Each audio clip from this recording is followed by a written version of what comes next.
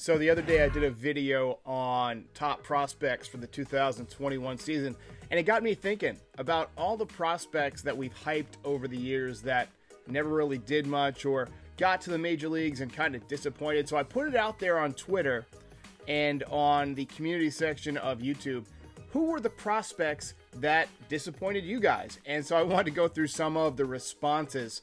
User LOL1235 says Brian Taylor. Now, Brian Taylor is a name from the past. I remember Brian Taylor being drafted in the 1991 Major League Baseball draft. He was the #1 pick. He was from East Carteret High School in North Carolina. He was a big lefty, big lanky guy, threw 100 miles an hour, got kind of compared to like a Randy Johnson type. He wasn't quite as tall. He did have some command issues, but his stuff was supposedly off the charts. He had a ton of strikeouts in the minor leagues, also had a ton of walks, had really good numbers his first season or two. But then one off season, he got into a fight defending his brother and ended up tearing his labrum in his pitching shoulder. And anybody who's had the labrum tear, Greg Bird, who's on this list, has had it. Miguel Andujar has had it. I've torn my labrum. It's a painful injury, and you cannot throw 100 miles an hour with a torn labrum. I'm sorry. Even guys like Michael Pineda, he threw 100 miles an hour before he got to the Yankees.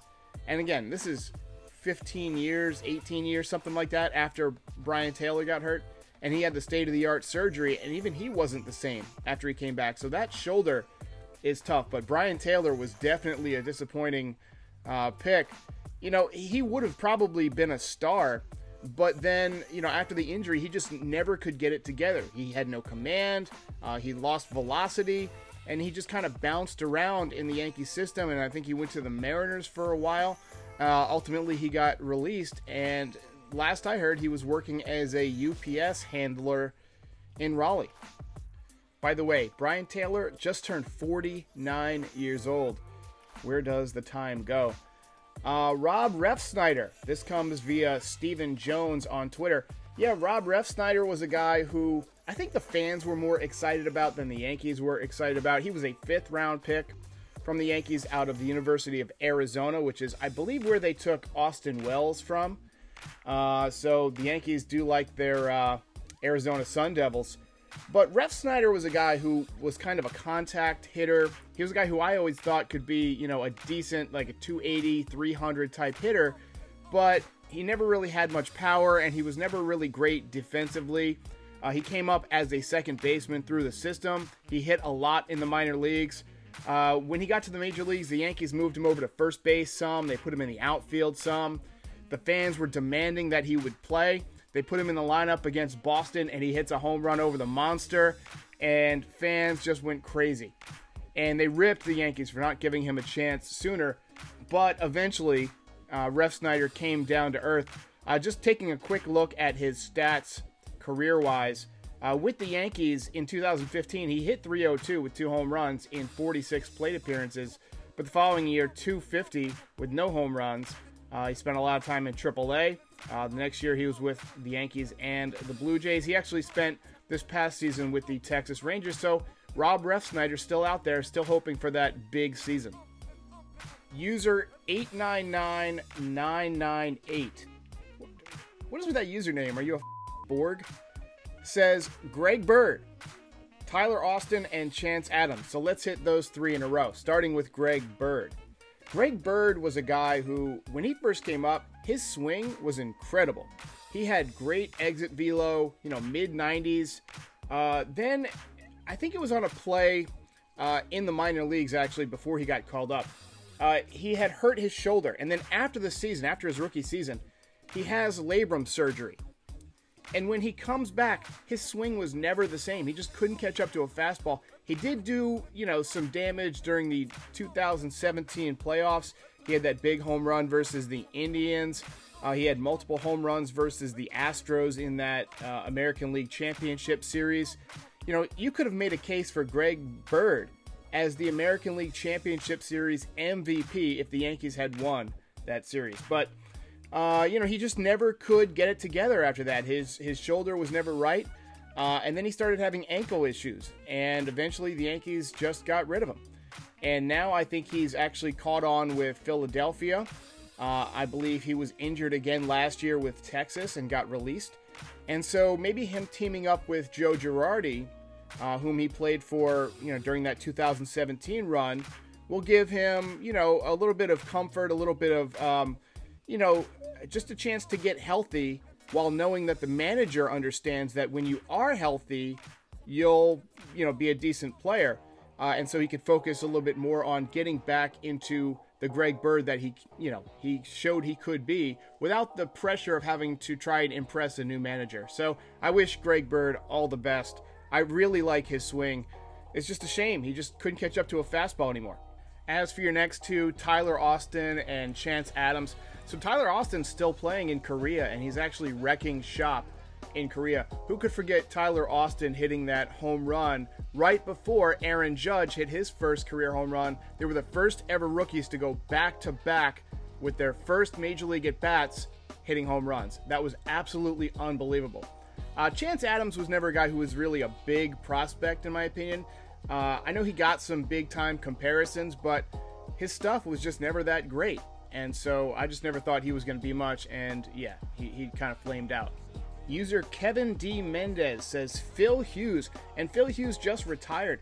The thing about Phil Hughes is he was ranked the #1 overall prospect at one point before the 2007 season. I actually got a cat. This cat is named Joba, and I'll tell you how he got the name Joba. I was originally going to name him after the Yankees' #1 prospect, Phil Hughes. I thought Phil was a cool name for a cat, but after a few days it felt weird, like having an animal with such a human name, Phil. And so I was like, well, maybe I'll name him after Jabba Chamberlain, but I didn't want people to think, oh, you're a big Star Wars fan, Jabba the Hutt, because I'm not really a big Star Wars fan. I'm more of a Trek guy. But I decided to go with Joba, the spelling.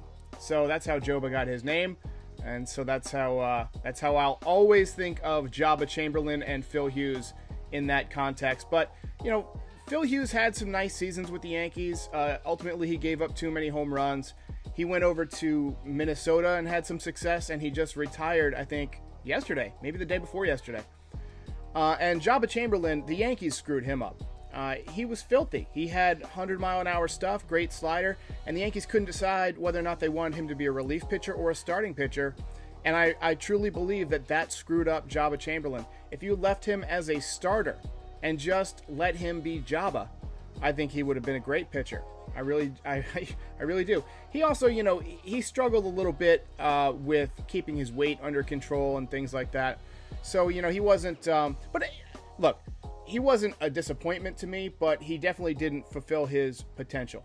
Lori C. also says, Jesus Montero. Jesus Montero is one that gets me, because I could have swore when he first came up that he was going to be a monster in Yankee Stadium. He had those 2 home runs against the Orioles. I think one of them was off of Jim Johnson. Opposite field, halfway up the bleachers in right field. He just had such amazing bat speed. But apparently he couldn't play defense. The Yankees ship him to Seattle for Michael Pineda. Pineda gets injured, and then, basically Montero went into this career tailspin that basically crescendoed in him throwing an ice cream sandwich at a man. And if you want to know more about that story, I've got actually a video on it. Just go to my YouTube page and type in Jesus Montero in the search bar, and you'll find it. The other one that really chaps me, and this is my pick, if I had to just pick a prospect that disappointed me more than any other, it would be Hideki Irabu in 1997. The Yankees traded Ruben Rivera, future glove thief, for the rights to even negotiate with Hideki Irabu. He was billed as the Nolan Ryan of Japan. But when he got to the Yankees, he just couldn't get anybody out. He had this really straight fastball, and he just seemed, he threw his glove at the ball one time on the field. He just seemed so abnormal. He used to smoke cigarettes while he was throwing a bullpen. Unfortunately, Hideki Irabu ultimately committed suicide a couple years ago.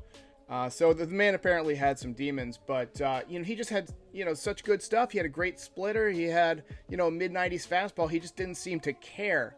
And George Steinbrenner famously called him a fat, pussy toad and said that he was going to donate all of his Hideki Irabu memorabilia to the Sisters for the Blind, which Oh, George. I miss George. If you enjoyed this video, please like and subscribe. It helps other Yankees fans find the channel. Sponsorships are always available, so feel free to reach out to me on Twitter at NYYRecaps. Thanks for watching.